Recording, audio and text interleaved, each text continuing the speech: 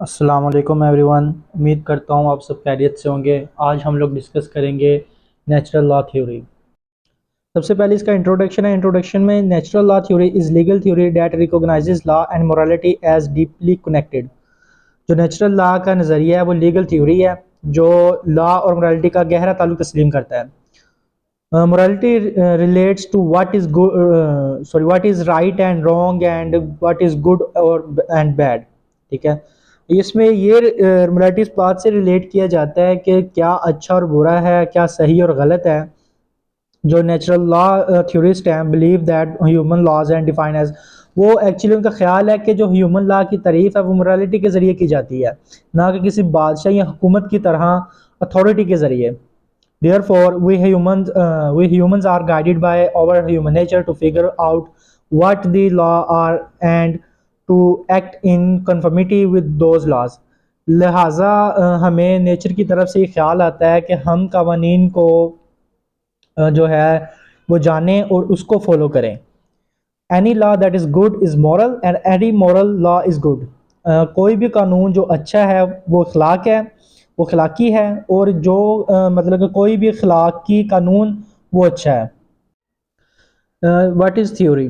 Theory means the idea, it means set of ideas intended to explain and elaborate something। मैंने पहले भी बताया था कि जो थ्योरी है वो किसी चीज़ की थिंकिंग, व्यू और उसका आइडिया है उसको एलेबोरेट करने को कहते हैं थ्योरी।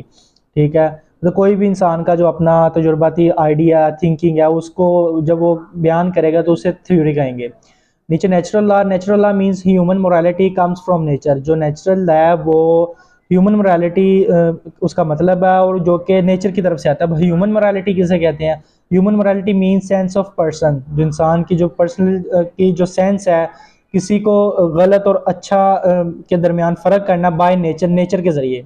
यानी नेचर के ज़रिए इंसान किसी भी चीज़ को गलत कह देता है कि किसी भी चीज़ को सही उसमें फ़र्क करने को नेचर कहते हैं।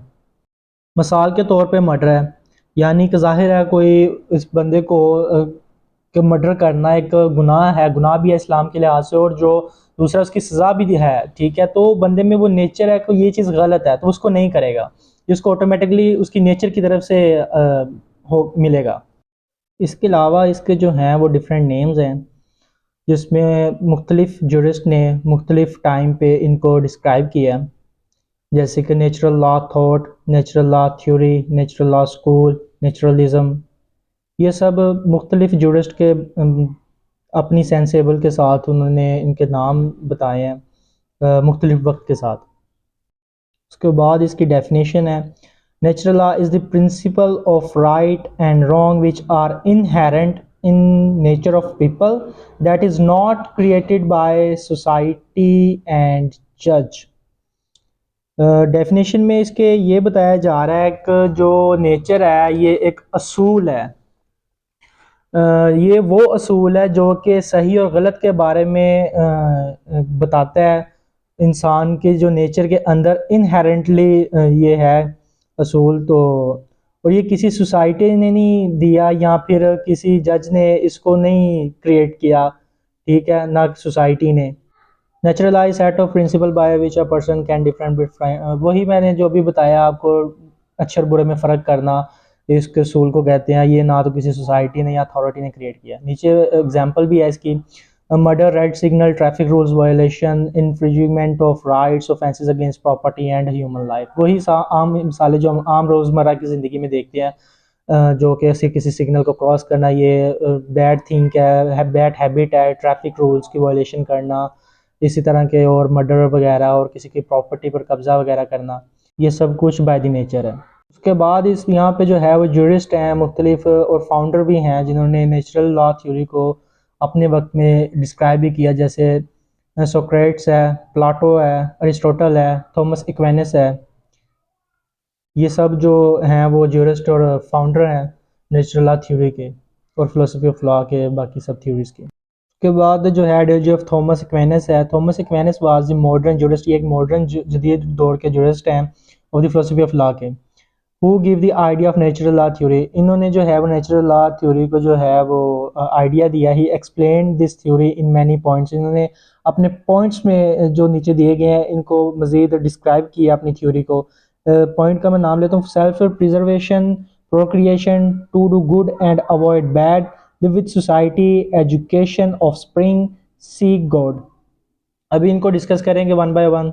सबसे पहला पॉइंट है self preservation. Thomas Aquinas says that the first thing of natural law theory self preservation. Thomas Aquinas कहते हैं कि जो पहला हमारा काम है, हमारी थिंक है, वो यही है कि बाय द नेचर हम लोग खुद को जो है वो महफूज करें, मतलब खुद सेल्फ प्रिजर्वेशन है हमारी। It means protecting your own life at all lost, मतलब कि अपनी ज़िंदगी को कैसे महफूज किया जाए, कैसे करना चाहिए महफूज, ये हमारी नेचर में पहले से ही शामिल है। सेकंड पॉइंट है प्रोक्रिएशन। प्रोक्रिएशन कहते हैं पैदाइश को। Procreation is also an important feature of their theory, इस थ्योरी का जो इंपॉर्टेंट फीचर है। By nature we know that we want to have a children, जैसा कि हमारे नेचर में शामिल है कि हम बच्चे पैदा करना चाहते हैं।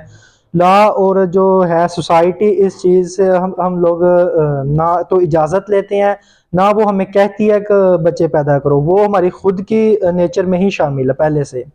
तो हम जो भी काम करते हैं वो मोस्टली बाय द नेचर करते हैं। उसके बाद है to do good and avoid bad. From the very beginning we know that we should avoid bad and follow good because it is in our nature. हम लोग ये पहले से ही जानते हैं, थॉमस क्विंस कहते हैं कि हम लोग ये पहले से ही जानते हैं कि जो कि बैड थिंग्स को हम लोग अवॉइड करते हैं और जो गुड थिंग्स हैं, हैबिट्स हैं, उनको हमें जो है वो पैरवी करनी चाहिए और बुरी चीज़ों से बचना चाहिए। ये पहले से, क्योंकि ये चीज़ हमारी नेचर में मौजूद है, शामिल है हमारी नेचर में कि बुरी चीज़ों से अवॉइड करना और अच्छी चीज़ों को अडॉप्ट करना। एजुकेशन ऑफ स्प्रिंग कहते हैं बच्चों की जो है वो यानी कि औलाद की जो स्टडी है, ठीक है। The goals of education are to teach men issues which are worthwhile through knowledge of different subjects. Thomas Aquinas कहते हैं कि जो इनकी खुद की राय है, वो कहते हैं कि जो एजुकेशन है वो बच्चों के लिए काफ़ी ज़रूरी है, कि उसमें आने वाले जो फ्यूचर के मसाइल्स हैं उनको हल करने के लिए, डिफरेंट सब्जेक्ट्स को, मतलब डिफरेंट तरह की चीज़ों को डील करने के लिए।